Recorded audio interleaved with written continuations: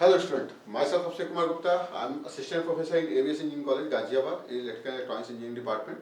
जैसा कि network analysis and thesis का हम वीडियो लेक्चर सीरीज चला रहे हैं और मैं ये नेक्स्ट वीडियो लेक्चर लेके आया हूँ उसका नोडल एनालिसिस या नोड एनालिसिस का। लास्ट लेक्चर में हमने मेश एनालिसिस को देखा था और उसे हम कैसे सर्किट में अप्लाई करते हैं वो भी हमने देखा। अभी हम बेसिक प्रिंसिपल केवल एक डीसी नेटवर्क को लेके कर रहे हैं।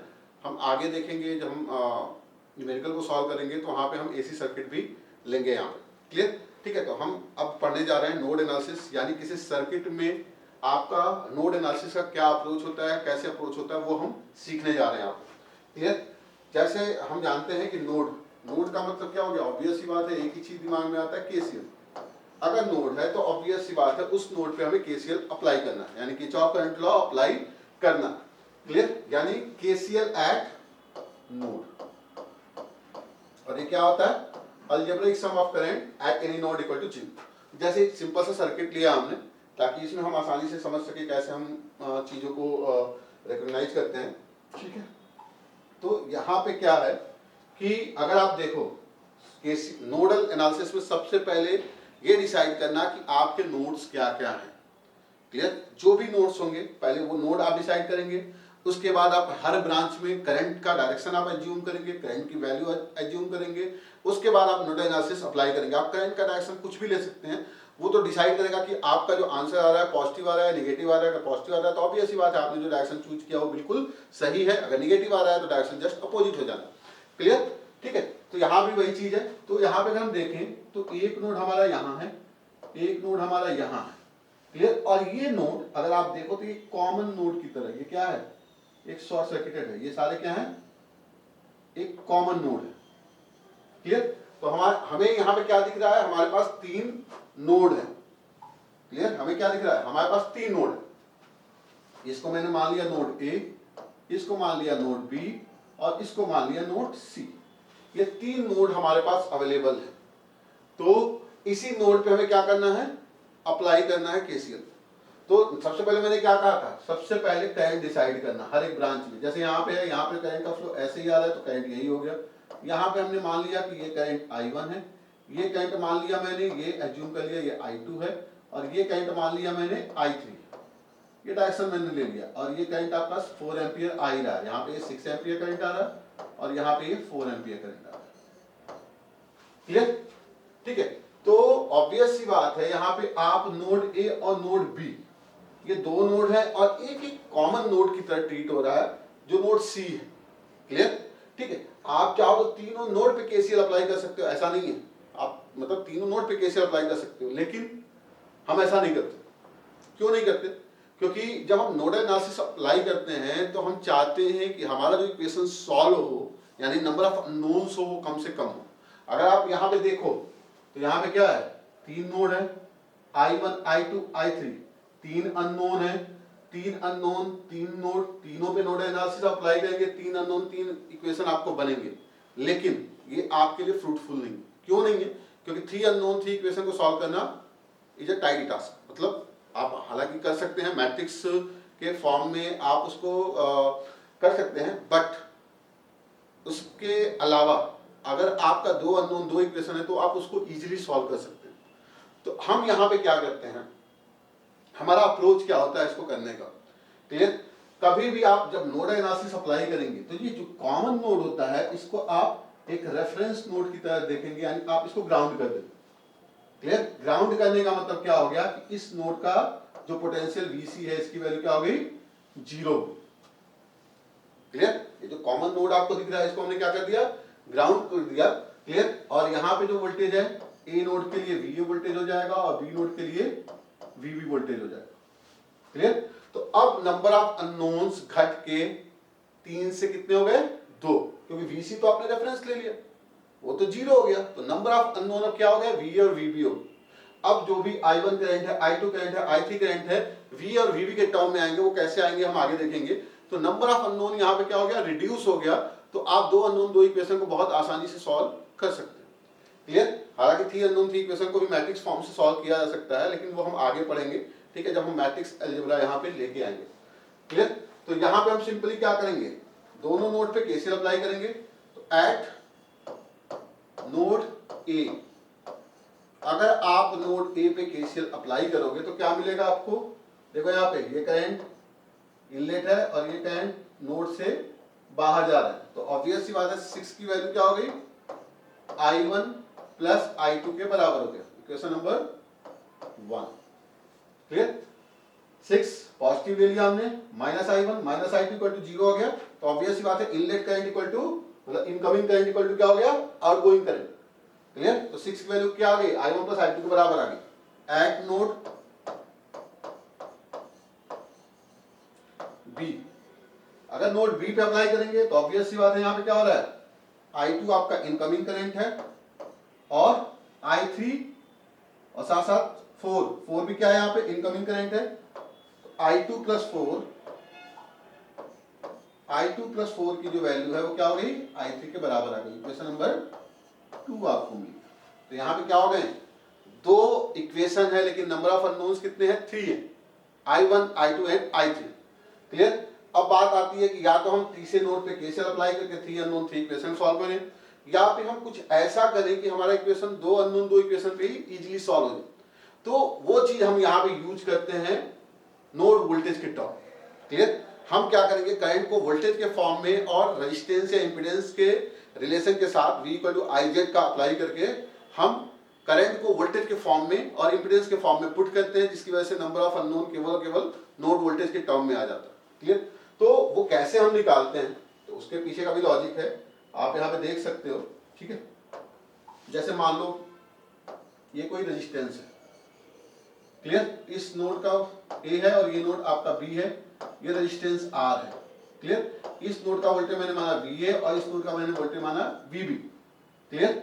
अगर करंट I फ्लो कर रहा है तो आप क्या बोलते हो? VA minus VB equal to क्या होता है? IR के बराबर। यही तो होता है। क्लियर। ये आपका higher potential current higher to lower potential flow करता है, तो VA minus VB equal to क्या हो जाएगा? I इंटू R के बराबर। यानी I की वैल्यू क्या आ गई? VA minus VB upon R। तो हम ऐसे इसको कॉन्सेप्चुअली लेके चले, इनिशियल वोल्टेज या क्या हो गया? Initial voltage minus final voltage, यानी करंट जहां से शुरू हो रहा है और करंट जहां पे टर्मिनेट हो रहा है, यानी करंट जहां से शुरू हो रहा है उसको हम इनिशियल वोल्टेज ले लें और करंट जहां पे टर्मिनेट हो रहा है उसको हम फाइनल वोल्टेज ले लें अपॉन बीच का इंपीडेंस। यहां पे हमने रेजिस्टेंस लेके चला है तो रेजिस्टेंस ही ले लेंगे। यानी अगर मुझे I को लिखना है तो मैं I को क्या लिखूंगा? I को लिखूंगा V इनिशियल, यानी जिस नोड से वो स्टार्ट हो रहा है, माइनस V फाइनल, यानी जिस नोड पे जाके करंट टर्मिनेट हो रहा है, अपॉन जो भी बीच का इंपीडेंस या रेजिस्टेंस आ जाए उससे डिवाइड कर देना। यानी जहां से आपका शुरू हो रहा है वो इनिशियल वोल्टेज, उस नोड का पर्टिकुलर वोल्टेज, माइनस जहां पे टर्मिनेट हो रहा है उस नोड का फाइनल वोल्टेज, अपॉन बीच में जो भी इंपीडेंस वैल्यू या रेजिस्टेंस वैल्यू आ रही है। क्लियर। ठीक है। तो ये कॉन्सेप्ट हम यूज करेंगे, यानी initial voltage minus final voltage upon बीच का रेजिस्टेंस या इंपीडेंस वैल्यू। क्लियर। तो यहाँ पे अगर हमें निकालना है, देखो यहाँ पे दो अननोन है आपके पास, तो आपके पास VA और VB, VC की वैल्यू तो ऑलरेडी क्या है? ग्राउंडेड कर दिया आपने तो 0 हो गया, एक अननोन अपने आप ही रिड्यूस हो गया। क्लियर। तो आपको I1, I2 और I3 केवल VA और VB के टर्म में आपने रिप्रेजेंट कर दिया तो आपका क्वेश्चन सॉल्व है, क्योंकि दो अननोन दो इक्वेशन हो जाएंगे। क्लियर। तो हमें क्या करना है? सिंपली I1 को, I2 को और I3 को नोड वोल्टेज के टर्म में लिखना है। चलो लिखते हैं यहाँ पे I1 देखते हैं हम यहाँ पे। I1 के लिए इनिशियल वोल्टेज क्या होगा? VA माइनस फाइनल वोल्टेज क्या है? ग्राउंडेड है तो ऑब्वियस सी बात है ये 0 वोल्ट है, तो V initial minus V final, यहां से करंट आपका शुरू हो रहा है, यहां पे टर्मिनेट हो रहा है, तो V इनिशियल आपका VA हो गया, VA माइनस 0 अपॉन बीच का रेजिस्टेंस कितना है हमारा? 2, यानी वैल्यू क्या हो गई? VA बाई 2 के बराबर।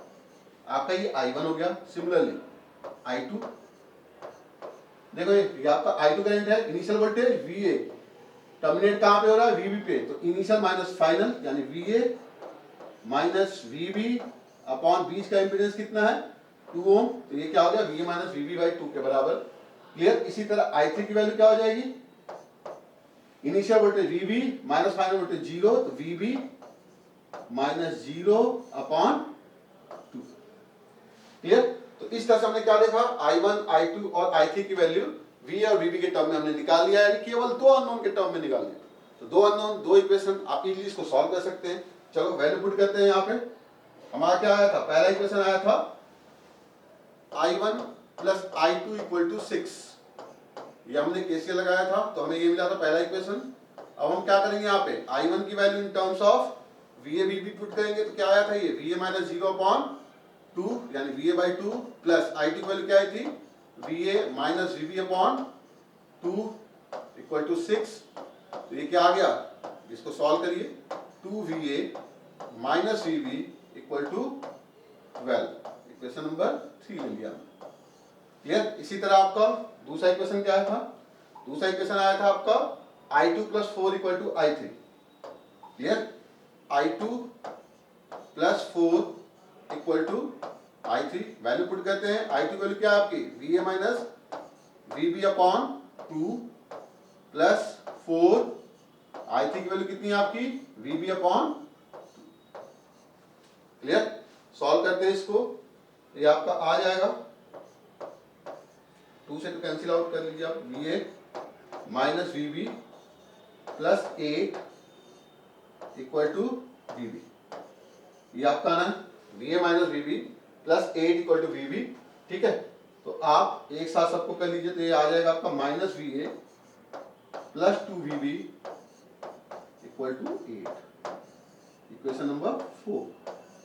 क्लियर। इक्वेशन 3 आपका आ गया 2VA minus VB equal to 12, equation 4 आ गया minus VA plus 2VB equal to 8। ठीक है, तो क्या क्या इक्वेशन आया हमारा, VA minus 2VB equal to 12, clear, और माइनस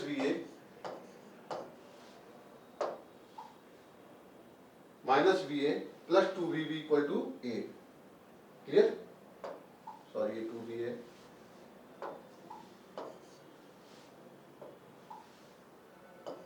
ठीक है, minus VA plus 2VB equal to 8। ये इक्वेशन 3 आया था आपका, ये इक्वेशन 4 आया। क्लियर। आपको इसे सॉल्व करना है तो बहुत आसानी से सॉल्व कर सकते हैं आप इसको, यहाँ से 2 से मल्टीप्लाई कर दीजिए इस इक्वेशन में, 2 से जब मल्टीप्लाई करेंगे क्या आ जाएगा, 2VA plus 4VB equal to 16, equation number 5 हो गया आपका। आप सिंपली क्या करिए, आप प्लस 2VA आप माइनस 2VA तो 3 प्लस 4 कर दिया, ताकि VA भी एक दूसरे से कैंसिल आउट हो जाए, सॉरी 3 प्लस 5, इक्वेशन 3 और 5 को ऐड कर दिया तो क्या हो जाएगा, 2VA से 2VA कैंसिल आउट हो गया, यहाँ पे क्या आ गया 3VB minus VB plus 4VB क्या आ जाएगा 3VB इक्वल टू 28। यहाँ से आपका निकल के आया VB की वैल्यू 28/3 वोल्ट। VB आपको 28/3 वोल्ट मिल गया। आप VA की वैल्यू निकाल लीजिए, वैल्यू पुट कर दीजिए, इसी में भी रख दीजिए आप 2VA minus VB equal to 28/3, clear, equal to 12। ठीक है, ये आपका आ जाएगा VA इक्वल टू 6 प्लस 14/3। ठीक है, 2 से 2 कैंसिल आउट हो गया, 14/3 एंड 6 प्लस 14/3 यानी ये आ गया 22/32/3। तो VA आपका हो गया 32/3 और VB आपका हो गया 28/3। तो यहां से हमें क्या निकालना था, I1 की वैल्यू। तो I1 की वैल्यू हमारी कितनी थी, VA/2 के बराबर। तो I1 की वैल्यू पुट कर दीजिए, ये आ जाएगा आपका VA/2 यानी कितना आ जाएगा, ये 16/3 एम्पियर, ये आपका I1 आ गया। क्लियर। सिमिलरली I2 की वैल्यू क्या आ जाएगी, VA माइनस VB/2। ठीक है, तो I2 की वैल्यू क्या आ जानी है यहाँ पे 4/3/2, 4/3/2 यानी 2/3 एम्पियर। और नेक्स्ट क्या था आपका I3, तो I3 की वैल्यू भी क्या आ जानी है आपकी VB/2। क्लियर, और VB की वैल्यू हमारी कितनी निकल के आई थी 28/3 यानी क्या आ जाएगा 14/3। क्लियर। तो चीजें बहुत आसान है, बहुत ही क्लियर कट चीजें हैं। ठीक है, इसमें मेरे ख्याल से कोई डाउट नहीं होना चाहिए। मेन क्या था ये समझना कि केसीएल तो हम अप्लाई करते ही करते हैं, नंबर ऑफ अननोन घटाने के लिए आप एक ग्राउंड नोड लेते हैं, जिसकी वजह से आपका एडवांटेज ये होता है कि नंबर ऑफ अननोन आपका रिड्यूस होके एक अननोन कम हो जाता है। अगर हम वोल्टेज के टर्म में करंट को कोरिलेट कर लेते हैं तो हम आसानी से एक अननोन कम कर दिए, जहां पे हमें 3 अननोन 3 इक्वेशन सॉल्व करना था, अब हमें क्या करना है, सिंपली 2 अननोन 2 इक्वेशन सॉल्व करने हैं, बाकी वैल्यूज हम I1 I2 I3 की वैल्यू V और VB वैल्यू पुट करके हम कैलकुलेट कर लेते हैं। ठीक है, तो मेरे ख्याल से आपको क्लियर हुआ होगा कैसे आपको नोड एनालिसिस अप्रोच में लाना है। ठीक है। नेक्स्ट लेक्चर में हम सुपर मेष और सुपर नोड के बारे में डिस्कस करेंगे और देखेंगे कि हम क्यों सुपर मेष और सुपर नोड यूज करते हैं और कैसे यूज करते हैं, लॉजिकल व्यू क्या है उसको यूज करने के पीछे। ठीक है, थैंक यू वेरी मच।